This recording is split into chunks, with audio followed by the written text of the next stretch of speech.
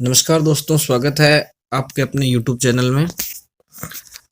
जैसा कि दोस्तों आप देख सकते हैं कि अभी कंपटीशन का दौर है, तो इस दौर की महत्वता को समझते हुए हम भारत के अंदर जितने भी नेशनल पार्क हैं, उन पार्कों के बारे में विस्तृत अध्ययन करेंगे।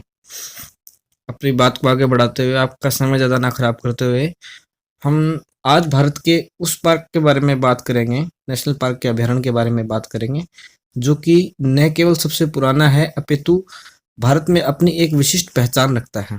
जी हाँ दोस्तों, मैं बात कर रहा हूँ उत्तराखंड के जिम कॉर्बेट नेशनल पार्क की।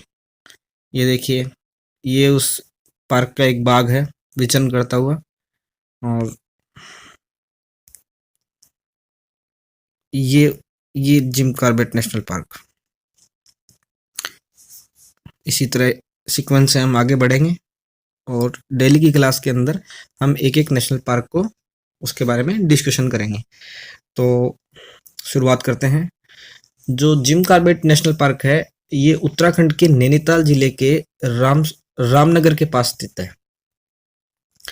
इस पार्क के अंदर लुप्त प्राय बाघ की रक्षा हेतु इस पार्क की स्थापना की गई।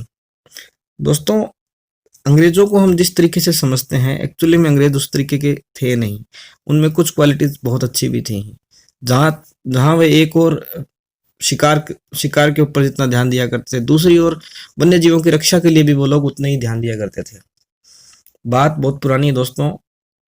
उस समय हेली नाम करके तत्काल जो गवर्नर थे, मालकम हेली, वो एक बहुत बड़े शिकारी थे, और जितने बड़े शिकारी थे उतने ही वो वन्य जीवों की रक्षा के लिए भी ध्यान दिया करते थे।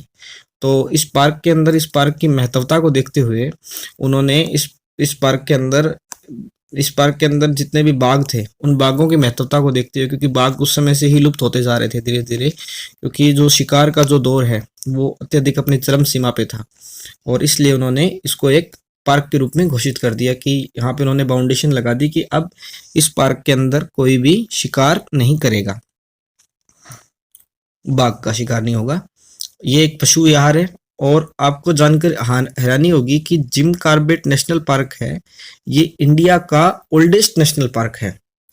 आपको जानकर इस बात की भी हैरानी होगी कि यहाँ पर पौधों की कुल 488 प्रकार की प्रजातियां पाई जाती हैं।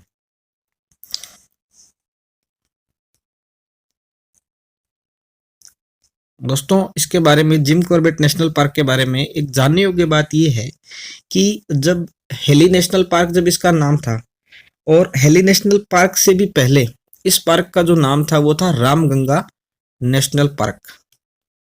रामगंगा नेशनल पार्क के नाम से इस पार्क का जो नाम था, उसके बाद में इसका पार्क का नाम हेली नेशनल पार्क पड़ा, और उसके बाद में जो इसका जो नाम है वो जिम कॉर्बेट नेशनल पार्क पड़ा। अब ध्यान देने योग्य बात यह है कि जब इसका नाम हेली नेशनल पार्क था, उससे पहले इसका नाम रामगंगा पार्क था। अच्छा, ये बात तो समझ में आती है कि रामगंगा था, उसके बाद में यहाँ अंग्रेज आए और तत्कालीन जो गवर्नर थे मालकम हेली, उनके नाम के ऊपर इनका नाम जो है, इस पार्क का नाम हेली नेशनल पार्क दिया गया। इस पार्क को जो नाम दिया गया, उसके बाद में इस पार्क का नाम जिम कॉर्बेट पार्क कैसे पड़ा? दोस्तों, जिम कॉर्बेट पार्क नाम की हिस्ट्री जानने से पहले हमें थोड़ा सा जिम कॉर्बेट के बारे में जानना पड़ेगा। जिम कॉर्बेट एक अंग्रेज अधिकारी थे, और वो शिकार के बहुत बड़े शौकीन थे, और उन्होंने न केवल वो शिकार के शौकीन थे, बल्कि वो जितने भी आदमखोर शेर थे, उन शेरों को मारकर उन्होंने कई लोगों की जान बचाई है। और उनकी इस लोकप्रियता को देखते हुए इस पार्क का नाम जिम कॉर्बेट पार्क रखा गया, क्योंकि उन्होंने जितने वो शिकार के प्रिय थे, उतने ही वो लोग, जैसा कि मैंने आपको बताया था कि अंग्रेज वन्य जीवों की रक्षा हेतु भी अपना सर्वस्व न्यौछावर करने के लिए तैयार थे। तो उन्होंने इस पार्क के जो लुप्तप्राय बाघ हैं, उनका पूर्ण रूप से संरक्षण करने के लिए तत्कालीन जो गवर्नर थे उस समय के, उनके ऊपर पूर्णतः इस बात का जोर दिया कि यहाँ पे जो बंगाल के जो विशिष्ट प्रकार के जो बाघ हैं, हमें उनके वध के ऊपर हमें निषेध लगाना चाहिए। इसलिए फिर उनके नाम के ऊपर ही इस पार्क का जो नाम है वो जिम कॉर्बेट पार्क रखा गया। आज की क्लास में जिम कॉर्बेट नेशनल पार्क इसकी स्थापना 1936। आज की क्लास में हम सिर्फ इतना ही देखेंगे। अगला पार्क है मुदमलाई नेशनल पार्क, तमिलनाडु, 1940 में इसकी स्थापना हुई थी। ये हम कल की क्लास में जानेंगे। धन्यवाद।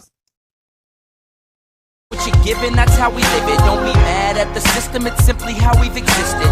I hear a lot of people talking like they politicians and choose to be an accountant because it's safe in a